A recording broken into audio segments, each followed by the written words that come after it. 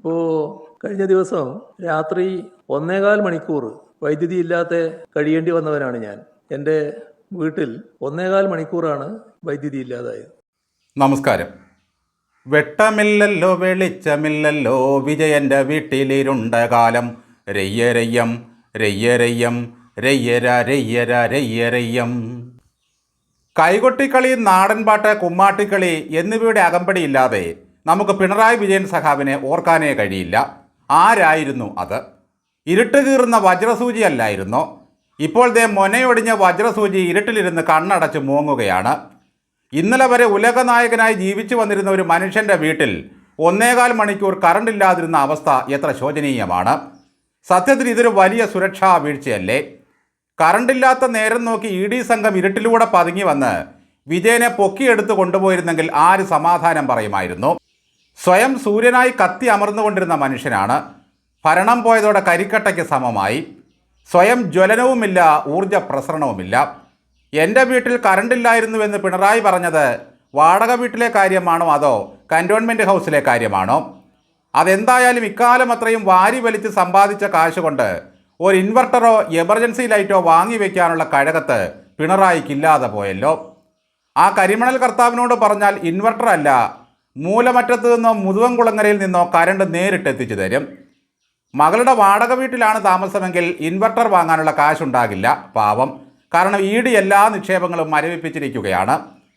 താങ്കൾ ഭരണത്തിൽ കയറുന്നതിന് മുമ്പുള്ള ആ ഇരുണ്ട കാലം ഓർക്കുന്നില്ലേ? കർക്കിടക മാസം തുടങ്ങുന്നതോടെ മഴ കോരിച്ചൊരിയുകയായി, എങ്ങും ഇരുട്ടായിരിക്കും.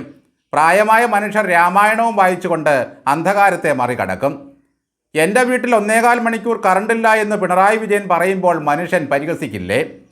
സ്ഥാനം വിറ്റ് ചക്കര തിന്നരുത് എന്ന് പഴമക്കാർ പറയാറുണ്ട്. അതിൻ്റെ ഫലമാണിപ്പോൾ കേരളീയർ അനുഭവിച്ചു കൊണ്ടിരിക്കുന്നത്. പവർ കട്ടിനെ മറികടക്കാനും വൈദ്യുത പ്രതിസന്ധിയെ മറികടക്കാനും സർക്കാർ മുന്നൊരുക്കങ്ങൾ നടത്തിയില്ല പോലും. നിങ്ങൾ ഭരണത്തിൽ നിന്ന് ഇറങ്ങിയിട്ട് 2 മാസമല്ലേ ആയുള്ളൂ. അതിനു മുമ്പ് ഇറക്കി വിട്ടിട്ട് UDF സർക്കാരിന് മുന്നൊരുക്കങ്ങൾ നടത്താൻ പറ്റുമായിരുന്നോ സഖാവേ? എന്തായാലും താങ്കൾക്കുള്ള Z+ സെക്യൂരിറ്റി ഉണ്ടല്ലോ, അത് കുറയ്ക്കണോ വേണ്ടയോ എന്ന് മാനദണ്ഡങ്ങൾ പരിശോധിച്ച് സമിതി തീരുമാനിക്കുമെന്നാണ് ആഭ്യന്തരമന്ത്രി പറയുന്നത്. മലയാളികൾക്ക് എന്തൊക്കെ ദുഃഖങ്ങൾ സംഭവിച്ചാലും അദ്ദേഹത്തിനുള്ള സെക്യൂരിറ്റിക്ക് ഒരു കുറവും വരുത്തരുതേ. ഹെലികോപ്റ്റർ അദ്ദേഹത്തിന് വേണ്ടി മാറ്റിയിടണം. കരണ്ട് പോയാൽ ഉടൻ തന്നെ കമ്മികൾ പന്തം കൊളുത്തി പിണറായി വിജയൻ്റെ വീടിന് ചുറ്റും കാവൽ നിൽക്കണം. ഒരു വിപ്ലവകാരിയെ ഒരു കാരണവശാലും ഇരുട്ടത്ത് നിർത്തരുത്. ശത്രുക്കൾ എപ്പോഴാണ് മറനീക്കി പുറത്തു വരിക എന്ന് പറയാൻ കഴിയില്ല. അദ്ദേഹത്തിൻ്റെ ധർമ്മടത്തെ വീടിൻ്റെ മുമ്പിൽ ഇപ്പോഴും പോലീസ് കാവലാണ്.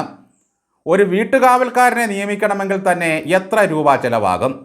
കഴിഞ്ഞ 10 വർഷം കൊണ്ട് വെയിലും മഴയുമേറ്റ് അവിടെ പോലീസുകാർ ഡ്യൂട്ടി ചെയ്തുകൊണ്ടിരിക്കുകയാണ്. ഇപ്പോൾ പിണറായിക്ക് ഭയങ്കരമായ പേടികളാണ്. EDയെ പേടി, ഇരുട്ടിനെ പേടി, മോദിയെ പേടി, VDയെ പേടി, പിപ്പിടീശന് പേടിയോട് പേടി. ബസ്സിൽ നിന്നും 1.5 അടി താഴേക്കിറങ്ങാൻ ലിഫ്റ്റ് വെച്ച പുള്ളി ഇപ്പോൾ 1008 പടികൾ വരെ അരമണിക്കൂർ കൊണ്ട് ഇറങ്ങി വരും. ഒരു മനുഷ്യനും തിരിഞ്ഞു നോക്കാത്ത, ശത്രുക്കൾക്ക് പോലും വേണ്ടാത്ത പിണറായി വിജയൻ Z+ കാറ്റഗറി സുരക്ഷ വേണമോ എന്നാലോചിക്കും പോലും ഈ സർക്കാർ. മഹാമനസ്കന്മാരാണല്ലോ നിങ്ങൾ. തല്ലാൻ മുഴുത്തൊരു വടിയും കൊടുത്ത് 2 ഗൺമാന്മാരെ കൂടി നിയമിച്ചു കൊടുക്കണം. പിണറായി വിജയന് ദണ്ണവും ദുരിതവും ഉണ്ടാകാതെ ഈ സർക്കാർ കാത്തു സൂക്ഷിക്കുമെന്ന കാര്യത്തിൽ ഞങ്ങൾക്ക് തെല്ലുമേ സംശയമില്ല. ഞങ്ങളുടെ ക്യാപ്റ്റനെ ഇരുട്ടത്തിരുത്തിയോടാ എന്ന് ചോദിച്ചുകൊണ്ട് എന്തുകൊണ്ടാണ് കമ്മിക്കൂട്ടം സെക്രട്ടേറിയറ്റ് വളയാതിരുന്നത്? ED വരുമ്പോൾ മാത്രമല്ല, ഇരുട്ട് വരുമ്പോഴും ക്യാപ്റ്റനെ നിങ്ങൾ പൊന്നുപോലെ സംരക്ഷിക്കണം. ഇപ്പോൾ കമ്മികൾ പറഞ്ഞു നടക്കുന്നത് പോലെ ഒന്നും ആയിരുന്നില്ല കഴിഞ്ഞ 10 വർഷത്തെയും അവസ്ഥ. കരണ്ടുള്ള ദിവസങ്ങൾ തന്നെ കുറവായിരുന്നു. മനുഷ്യർ ശരിക്കും അനുഭവിച്ച കാലമായിരുന്നു അത്. ഇപ്പോൾ പ്രതിപക്ഷ നേതാവായിട്ടിരിക്കുമ്പോഴാണ് ഇരുട്ടിൻ്റെ ഭയാനകമായ വേർഷനൊക്കെ പിണറായി കാണുന്നത്. അന്ന് പവർ കട്ടായിരുന്നില്ല, വൈദ്യുതി നിയന്ത്രണമായിരുന്നു.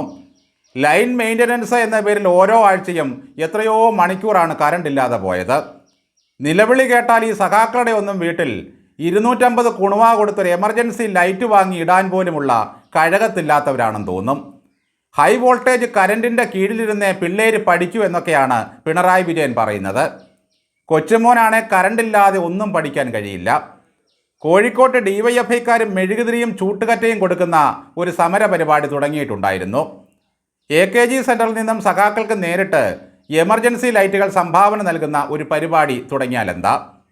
വീണ ജോർജ് ആണെങ്കിൽ ഇരുട്ടത്തിരുന്ന മുങ്ങിയ കപ്പൽ തപ്പുകയാണ്. എൽനിനോ പ്രതിഭാസത്തെ തുടർന്നുള്ള മഴക്കുറവാണ് ഇപ്പോഴത്തെ വൈദ്യുതി നിയന്ത്രണത്തിന് കാരണമെന്ന് അറിയാഞ്ഞിട്ടല്ല ഈ കാർന്നോര് ഇങ്ങനെ കണ്ണടച്ച് കള്ളം പറയുന്നത്. അല്ലാതെ ഏതെങ്കിലും സർക്കാർ ഭരണത്തിലേറി 2 മാസമാകുന്നതിന് മുമ്പ് ജനങ്ങളുടെ വിരോധം ഏറ്റുവാങ്ങാൻ മനഃപൂർവ്വം ഇത്തരം പ്രവൃത്തികൾ ചെയ്യുമോ? CPM-നും കഴിഞ്ഞ സർക്കാരിനും ഇതെല്ലാം മുൻകൂട്ടി അറിയാമായിരുന്നു.